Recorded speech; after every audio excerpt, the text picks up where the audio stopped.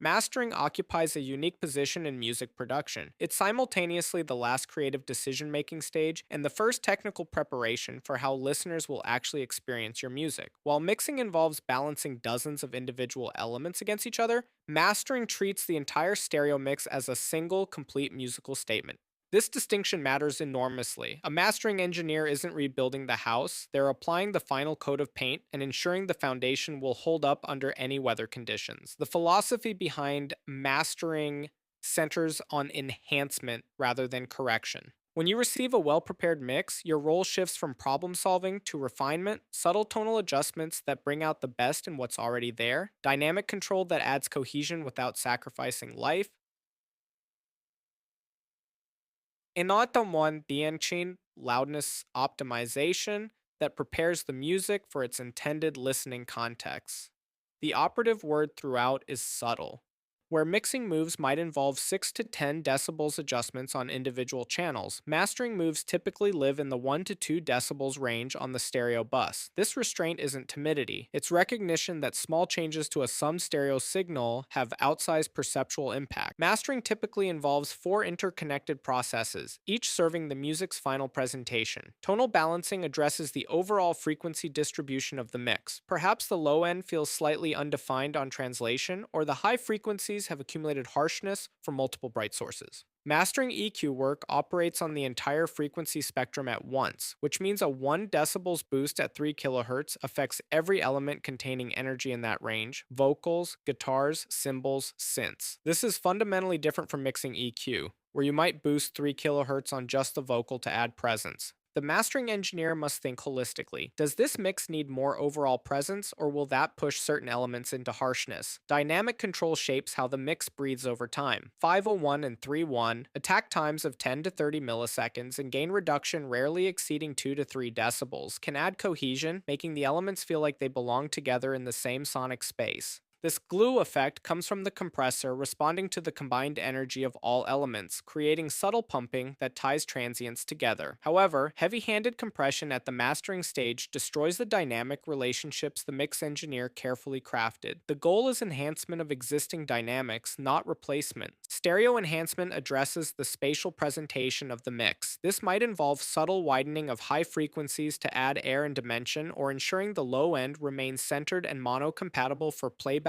on club systems and smaller speakers. Many mastering engineers will sum frequencies below 100 to 120 Hz to mono, ensuring the bass foundation remains solid regardless of speaker placement or phase relationships in the playback environment. Loudness optimization prepares the mix for its distribution context. A track destined for streaming platforms faces different loudness considerations than one pressed to vinyl or played in a club. The limiter, typically the final processor in the mastering chain, catches peaks and allows the overall level to increase, but the amount of limiting applied dramatically affects the track's dynamic character. Modern streaming platforms normalize playback levels, which means hyper-limited masters actually sound quieter and more fatigued than dynamic masters on services like Spotify and Apple Music. Understanding this has shifted professional mastering philosophy away from the loudness wars mentality toward optimizing for perceived impact rather than peak level. Understanding mastering's boundaries is as important as understanding its capabilities. Mastering cannot rebalance the relationship between kick and bass since they're summed together, remove a problematic resonance from just the vocal since it affects the whole mix, add width to a mono element without affecting everything else, fix fundamental arrangement problems where elements mask each other and compensate for poor gain staging that introduce distortion during mixing. If a mix has fundamental balance problems, the answer is revision, not mastering heroics. As the knowledge base emphasizes, mastering is about preparing that statement for distribution, not fixing fundamental mix problems.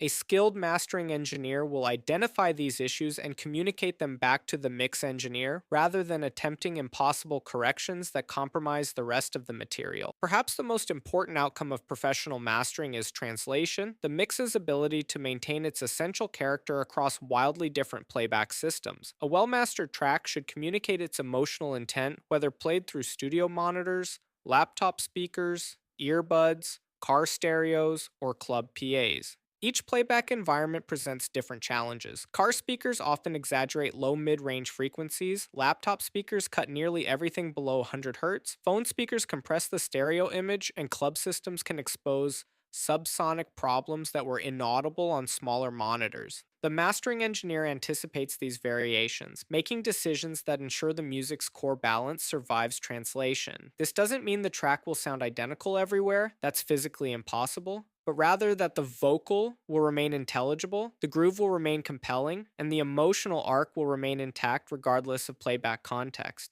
Testing translation requires checking your masters across multiple systems using consistent reference tracks. The goal isn't matching your reference exactly, but understanding how your decisions translate compared to professionally released material in your genre. If your master sounds thin on the car stereo while your reference sounds full, that's actionable information about your low mid range decision. Beyond sonic enhancement, mastering serves as the final quality control checkpoint before music reaches listeners. The mastering engineer listens with fresh ears, ears that weren't present for the months of production decisions that led to this mix, and can identify issues that familiarity has hidden from the production team. Clicks, pops, distortion artifacts, phase problems, unintended silence, and other technical issues get caught at this stage. This QC function extends to distribution preparation, ensuring proper metadata embedding, creating the appropriate file formats for different delivery platforms, streaming, CD, vinyl, setting correct spacing between tracks for album releases, and verifying that the technical specifications meet platform requirements.